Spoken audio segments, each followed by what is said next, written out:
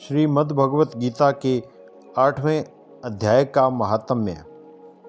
भगवान शिव कहते हैं, देवी अब 8वें अध्याय का महात्म्य सुनो। उसके सुनने से तुम्हें बड़ी प्रसन्नता होगी। लक्ष्मी जी के पूछने पर भगवान विष्णु ने उन्हें इस प्रकार 8वें अध्याय का महात्म्य बताया था।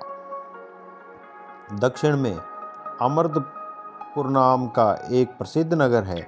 वहाँ भाव शर्मा नामक एक ब्राह्मण रहता था, जिसने वेश्या को पत्नी बनाकर रखा था। वह मांस खाता था, मदिरा पीता था, श्रेष्ठ पुरुषों का धन चुराता था, प्राय स्त्री से व्यभिचार करता और शिकार खेलने में भी दिलचस्पी रखता था। वह बड़े भयानक स्वभाव का था और मन में बड़े बड़े हौसले रखता था। एक दिन मदिरा पीने वालों का समाज जुटा था। उसमें भाव शर्मा ने भरपेट ताड़ी पी, खूब गले तक उसे चढ़ाया। अतः अजीर्ण से अत्यंत पीड़ित होकर वह पापात्मा कालवश मर गया और बहुत बड़ा ताड़ का वृक्ष बना। उसकी घनी और ठंडी छाया का आश्रय लेकर ब्रह्म राक्षस भाव को प्राप्त हुए कोई पति पत्नी वहां रहा करते थे। उनके पूर्व जन्म की घटना इस प्रकार है। एक कुशीबल नामक ब्राह्मण था, जो वेद वेदांग के तत्वों का ज्ञाता, संपूर्ण शास्त्रों के अर्थ का विशेषज्ञ और सदाचारी था। उसकी स्त्री का नाम कुमति था। वह बड़े खोटे विचार की थी। वह ब्राह्मण विद्वान होने पर भी अत्यंत लोभवश अपनी स्त्री के साथ प्रतिदिन भैंस, कालपुरुष और घोड़े आदि बड़े दानों को ग्रहण किया करता था, परंतु दूसरे ब्राह्मणों को दान में मिली हुई कौड़ी भी नहीं देता था। वे ही दोनों पति पत्नी कालवश मृत्यु को प्राप्त होकर ब्रह्म राक्षस हुए।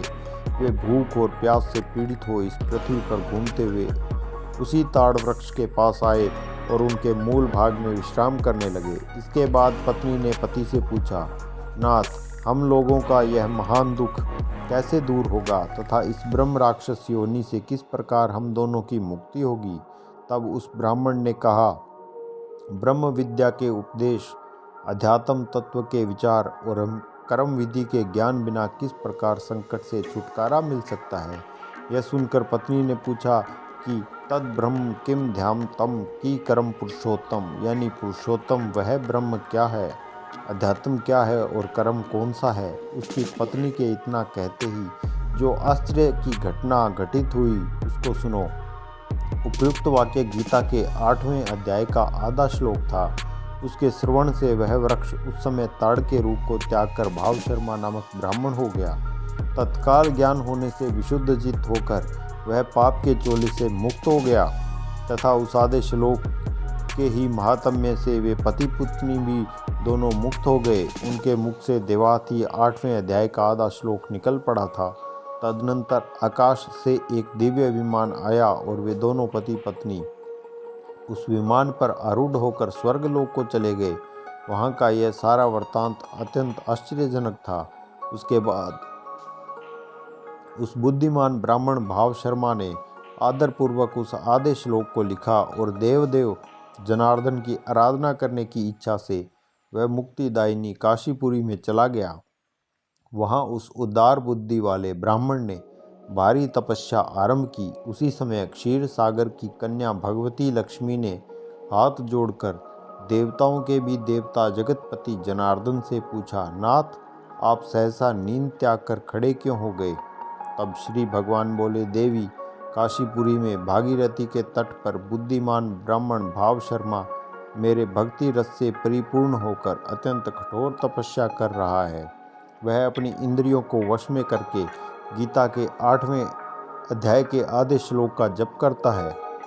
मैं उसकी तपस्या से बहुत संतुष्ट हूँ। बहुत देर तक उसकी तपस्या के अनुरूप फल का विचार कर रहा था। प्रिय, इस समय वह फल देने को मैं उत्कंठित हूँ। तब पार्वती जी ने पूछा, भगवान श्री हरि सदा प्रसन्न होने पर भी जिसके लिए चिंतित हो उठे थे, उस भगत भाव शर्मा ने कौन सा फल प्राप्त किया? तब श्री महादेव जी बोले, देवी, द्विज श्रेष्ठ भाव शर्मा प्रसन्न हुए। भगवान विष्णु के प्रसाद को पाकर अत्यधिक सुख को प्राप्त हुआ तथा उसके अन्य वंशज भी जो नरक यातना में पड़े थे, उसी के शुद्ध कर्म से भगवत धाम को प्राप्त हुए। पार्वती, यह 8वें अध्याय का महात्म्य थोड़े में ही तुम्हें बताया है। इस पर सदा विचार करते रहना चाहिए।